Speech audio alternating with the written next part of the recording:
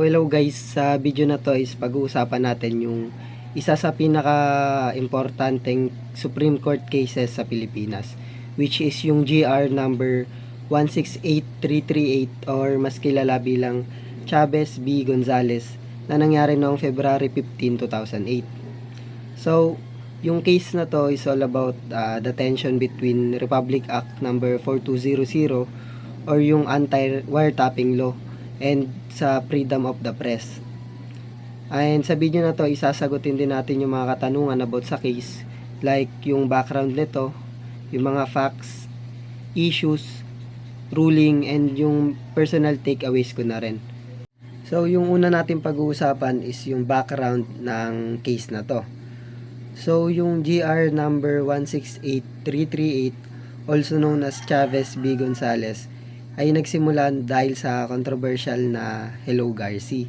So, yung Hello Garci is isang tape recording na lumabas noong 2005.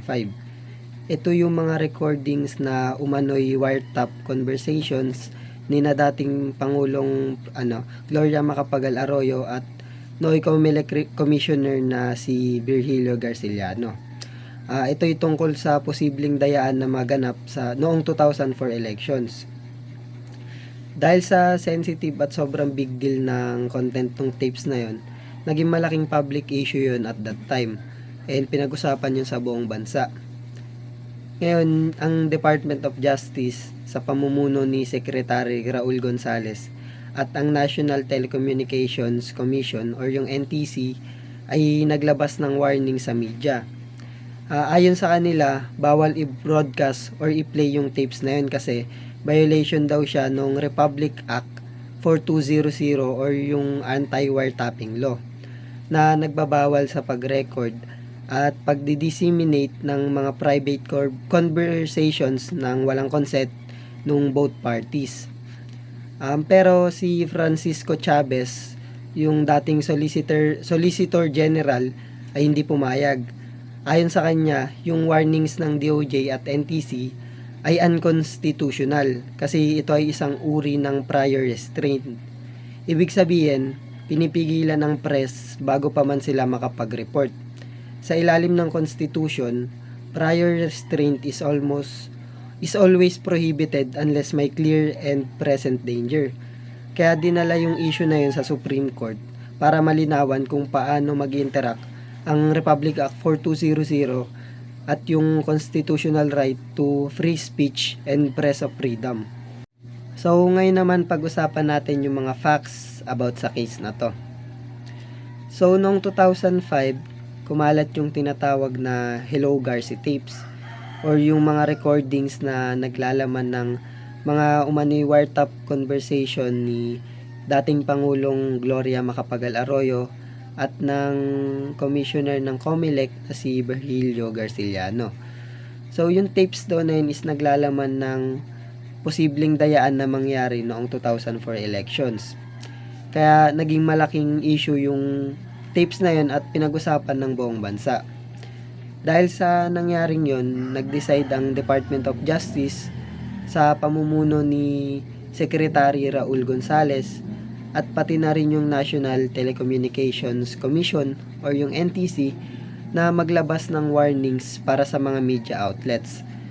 And yung warning nila is nagsasabing bawal daw i-broadcast o i-play yung tapes na yun kasi violation siya ng Republic Act 4200 or nung anti-wiretapping law, which is nagbabawal sa pag-record at pag-disseminate ng mga private conversations without the consent of both parties. Dahil sa warning ng DOJ at NTC, maraming media organizations ang nag-alala kasi parang pinipigilan daw sila na mag-report ng isang bagay na may malaking public interest. And dito na pumasok si Francisco Chavez. Siya yung dating Solicitor General and nag-file siya ng petition sa Supreme Court. So yung petition niya is naglalaman ng mga argument na nagsasabing unconstitutional yung warnings ng ginawa ng DOJ at NTC kasi yun daw ay isang uri ng prior restraint. Ibig sabihin, pinipigilan nila yung press bago pa man sila maglabas ng kanilang report. And yung naging pinaka-core conflict nung kaso na to is kung dapat nga bang manaig yung protection natin sa privacy sa ilalim ng RA 4200 o yung o mas dapat bang manaig yung karapatan ng publiko na malaman yung katotohanan tungkol sa election fraud. Next is yung mga issues naman sa case ng Chavez v. Gonzales. So yung pinaka main issue sa case na to is kung nilabag nga ba ng Department of Justice or ng DOJ at ng NTC yung constitutional rights to free speech at yung press freedom nung naglabas sila ng warnings laban sa pag-broadcast nung Hello Garci na tapes. In other words, pwede ba silang mag-impose ng prior restraint sa media? And yung secondary issue naman is kung pwede nga bang gamitin yung Republic Act 4200 or yung anti-wiretapping law bilang legal basis para pigilan yung pagpapalabas ng mga kopya ng tapes. Pero yung pinaka mas malalim na tanong dito is, paano nga ba natin babalansehin yung karapatan ng tao sa privacy na pinoprotektahan ng Republic Act 4200 and yung karapatan ng publiko na malaman yung mga bagay na may malaking epekto sa demokrasya. So sa madaling salita, mas mahalaga ba na proteksyonan yung mga private communication o yung kalayaan ng press na mag-report tungkol dun sa mga isyong may public interest. Ngayon naman pag-usapan natin yung naging Supreme Court ruling para sa kaso na to. Sa desisyon ng Supreme Court sa Chavez v. Gonzales na case, malinaw na pumanig sila kay Francisco Chavez. Ang sabi ng Korte Suprema, unconstitutional yung naging warnings na inilabas ng DOJ at NTC. Dahil ito daw ay malinaw na isang uri ng prior restraint.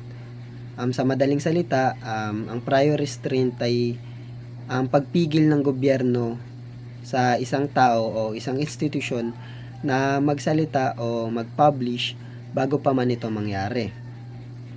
And sa ilalim ng ating 1987 Constitution, halos palaging bawal ang prior restraint, maliban na lamang kung mayroon itong clear and present danger na makakasama sa publiko. Tulad na lamang ng incitement to violence o rebellion. Ang Supreme Court ay nagbigay din na ang kalayaan ng press ay isa sa mga pinaka-importanteng haligi ng gobyerno or ng demokrasya. Kung papayagan ang gobyerno na maglabas ng warnings na may chilling effects sa media, mawawala yung tiwala ng publiko at magiging mahirap para sa mga mamamayan na malaman yung mga katotohanan. Yung naging warning ng DOJ at NTC ay hindi lamang daw simpleng paalala. Ito ay may implied na threat na pwedeng magkaroon ng sanctions o penalties na kapag hindi sumunod yung media. Kaya't yung maaaring maging epekto nito ay nakakatakot para sa ating mga journalist at mga broadcasters. And ito ay pwedeng makahadlang sa kanilang constitutional duty na mag-inform ng publiko. Ayon pa sa kanila, totoo na bawal ang wiretapping at paggamit ng illegally obtained recordings sa ilalim ng Republic Act 4200. Ngunit nilinaw ng Supreme Court na ang Republic Act 4200 ay hindi pwedeng gamitin bilang excuse para i-censor ang press. Ang dapat umano'y parusahan ay yung mismong gumawa ng wiretap o yung nag-record ng conversation nang walang consent ng nag-uusap. And hindi yung mismong media na magre-report lamang tungkol dun sa tape. Ang role ng press ay magbigay ng impormasyon, lalo na kung yung information na yun ay may malaking public interest, gaya na lamang nung laman nung tape na yun, which is allegation ng election fraud. Dagdag pa ng court na ang public interest na nakapaloob sa Hello Garci ay sobrang bigat para basta na lamang pigilan ang media. Ang mga mamamayan ay may karapatan na malaman kung may irregularities nga ba na nangyayari sa election, dahil yun ay direktang nakakaapekto sa legitimacy ng pamahalaan. Kung pipigilan ang press, mawawala yung transparency at accountability na mahalaga sa isang demokratikong lipunan. So sa uli, yung naging ruling ng Supreme Court ay sinasabi dito na press freedom wins over government censorship. Malinaw na ang gobyerno ay walang kapangyarihan na mag-impose ng prior restraint sa media nang walang matibay na ebidensya na yung ilalabas ng media ay may clear and present danger. Kahit pa man may mga batas na nagpo-protect sa privacy tulad nung RA 4200 is hindi to pwedeng basta na lamang malimitahan yung pagre-report ng ating mga media. So para naman sa aking mga personal takeaways, yun pinaka naging aral sa akin sa case ng Chavez B. Gonzales is yung importansya ng press freedom, lalo na at tayo nasa isang democratic country. Kahit na illegal pa yung pagkakuha ng tapes, hindi pwedeng basta-basta na lang pigilan ng gobyerno yung media sa paglabas ng mga impormasyon na yun, lalo na kung wala namang malinaw na panganib yung gagawing report ng media. Nandun na tayo sa importansya ng Republic Act 4200 para sa ating privacy. Pero hindi dapat yun gagawing excuse para i-suppress yung public discourse. Para sa akin, yung case na ito is paalaala na dapat tayong maging vigilant at critical thinkers. Hindi lahat ng illegal info ay dapat itago, lalo na kung may malaki itong public interest. So, ayun lang for this video. Sana nasagot ko yung mga katanungan about sa application ng Republic Act 4200 sa case ng Chavez B. Gonzales or yung GR number 168338.